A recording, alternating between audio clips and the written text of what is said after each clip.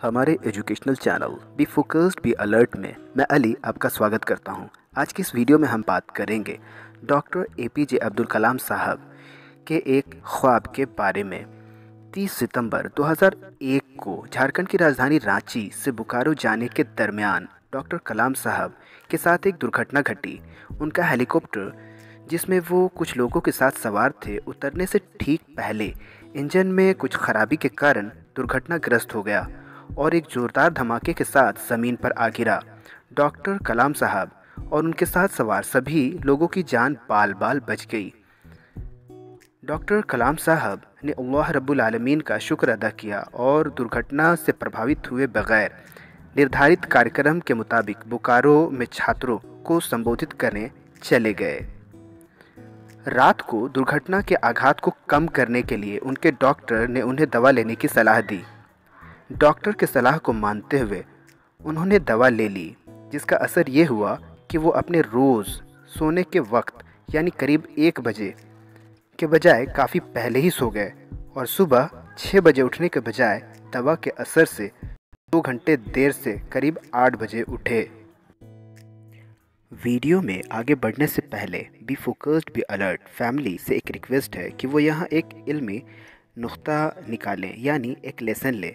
वो ये है कि हम बचपन से एक कहावत सुनते हैं कि early to bed and early to rise makes a man healthy wealthy and wise. पर यहाँ हम देख रहे हैं कि सफलता के शिखर पर पहुँचा एक इंसान जो कुछ आराम भी कर ले तो सफलता के शिखर से वो नीचे नहीं उतर सकता। वो इतना कंसिस्टेंट है कि वो रोज़ देर रात को 1 बजे सोता है और सुबह सवेरे 6 बजे उठ जाता है। और हम लोग जो कामयाबी के सफ़र के मुसाफिर हैं वो कहते हैं कि कंसिस्टेंसी मेंटेन करना मुश्किल है, रात को जागना मुश्किल है, सुबह सवेरे उठना मुश्किल है, मेहनत करना मुश्किल है और अगर ज़िंदगी में कोई घटना घट जाए तो उससे तुरंत बाहर निकल कर फिर से अपने काम में लग जाना मुश्किल है। यहाँ हमें चाहिए कि हम डॉक्टर कलाम साहब की ज़िंदगी से कुछ सीख लें और अपनी ज़िंदगी में उन्हें इम्प्लीमेंट करके अपनी ज़िंदगी को इम्प्रूव करें। तो अब वीडियो में हम आगे बढ़ते हैं। तो डॉक्टर कलाम साहब दवा के असर से उस दिन 2 घंटे देर से उठे और वो कहते हैं कि वो उस रात नींद में भी कुछ बेचैन रहे और कभी कभी बीच में वो ये भी सोचने लग जाते कि अल्लाह रब्बुल आलमीन की बनाई हुई सबसे खूबसूरत रचना यानी इंसान हिंसा से इस हद तक क्यों बटा हुआ है। डॉक्टर कलाम साहब ने अपनी कल्पना में इतिहास के 5 बेहतरीन लोगों को देखा और उनकी बातों को सुना।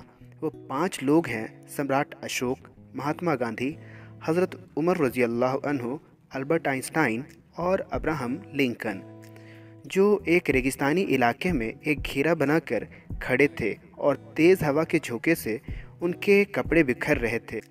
सबसे पहले डॉक्टर कलाम साहब ने अपने आप को सम्राट अशोक के बराबर में खड़ा देखा। वो सम्राट अशोक जिसने 2 तरह की ज़िंदगी गुजारी, एक जालिम बादशाह की और दूसरी एक रहमदिल हुक्मरां की। कलिंग के युद्ध में करीब 3 लाख लोगों की जान गई और करीब इतने ही लोग ज़ख्मी भी हुए थे, जिसका ज़िम्मेदार सिर्फ एक शख्स था और वो था खुद सम्राट अशोक, जिसका उसे पश्चाताप हो रहा था। जब कुदरत सम्राट अशोक के कृत्य के खिलाफ बोल उठी तब सम्राट अशोक के अंदर अहिंसा धर्म का जन्म हुआ और उन्होंने अपनी पूरी ज़िंदगी को अहिंसा और प्रेम के प्रचार प्रसार में लगा दिया।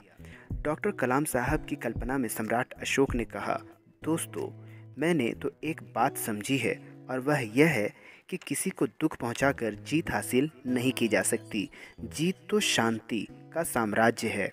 इसके बाद डॉक्टर कलाम साहब ने अपनी कल्पना में खलीफा हज़रत उमर रज़ी अल्लाह अन्हु के उद्गार को बयान किया कि हज़रत उमर रज़ी अल्लाह अन्हु ने कहा, यरूशलेम में प्रवेश करने के बाद मैंने जाना कि इंसान बराबर है, दूसरों को अपने रास्ते पर चलने के लिए मजबूर करना बेतुकी बात है। आपको वही मिलेगा जो आपके भाग्य में लिखा है। ईश्वर एकमात्र सत्ता है। ज्ञात हो कि खलीफा हज़रत उमर रज़ी अल्लाह अन्हु के लिए शासन चलाना पवित्र भरोसे की तरह था और उन्होंने भरपूर कोशिश की कि यह भरोसा हर हाल में कायम रहे। इसके बाद अल्बर्ट आइंस्टाइन ने कहा, मैं अपने दोस्त बर्नर हाइजेनबर्ग के विचार दोहराना चाहूँगा। आप जानते हैं कि पश्चिम में हमने एक विशाल समुद्री जहाज का निर्माण किया है। उसमें हर तरह की सुख सुविधा है, लेकिन एक चीज़ नदारत है, और वो ये है कि उसमें कोई दिशा सूचक नहीं है जो उसे बता सके कि किस दिशा की तरफ बढ़ना है। टैगोर, गांधी और उनके आध्यात्मिक पूर्वजों को दिशा सूचक मिल गया है। इस यंत्र को मानव रूपी जहाज में किया जा सकता, जिससे कि दोनों ही मकसद पूरे हो सकें। इसके बाद अब्राहम लिंकन ने कहा, मैं सिर्फ एक बात कहना चाहता हूँ, प्रसन्नता एक परिवार के विभिन्न स्तरों पर संबंध होने से मिलती है। ईश्वरीय कृपा से मानव जीवन को आनंद की प्राप्ति होती है। धरती पर ईश्वरीय जीवन के दो तत्व प्रसन्नता और आनंद है। शायद लोगों और राष्ट्र के बीच इतना संघर्ष इस वजह से है कि समृद्धि बटोरने की अपनी चाह के चलते हमने नैतिक मूल्यों को भुला दिया है। इसके बाद हमारे राष्ट्रपिता महात्मा गांधी ने ऋषि अष्टावक्र को याद किया, जिन्होंने कहा था, हे मेरे पुत्र, तुम स्वयं वह चेतना हो जिसके भीतर से इस ब्रह्मांड की रचना हुई है, और जो तुमसे अलग नहीं है, तो फिर किसी के स्वीकार्य या अस्वीकार्य होने का सवाल ही कहाँ उठता है। इसके बाद उन महापुरुषों ने सम्मिलित रूप से कहा, आइए शांति तथा समृद्धि को जीवन कर्म का अंग बनाएं, न कि शोषण और संघर्ष को। इस ग्रह के लिए यही दूसरा संदेश है। हम जो भी करें, जो भी सिद्धांत प्रतिपादित करें, वह मानवता की भलाई के लिए होना चाहिए। अगली सुबह में चाय पीते हुए डॉक्टर कलाम साहब अपने सपने के बारे में सोचते रहे और दुर्घटना में जान बच जाने की वजह से अपने आप को भाग्यशाली मान रहे थे, और रात के सपने को एक ईश्वरीय संदेश की तरह समझते हुए मन ही मन में ये समझने की कोशिश कर रहे थे कि उन्हें अब क्या करना चाहिए। व्यूअर्स से रिक्वेस्ट है कि वो वीडियो के बारे में अपनी राय कमेंट सेगमेंट में ज़रूर दें, और वीडियो पसंद आया हो तो वीडियो को लाइक करें, शेयर करें और चैनल को सब्सक्राइब करें।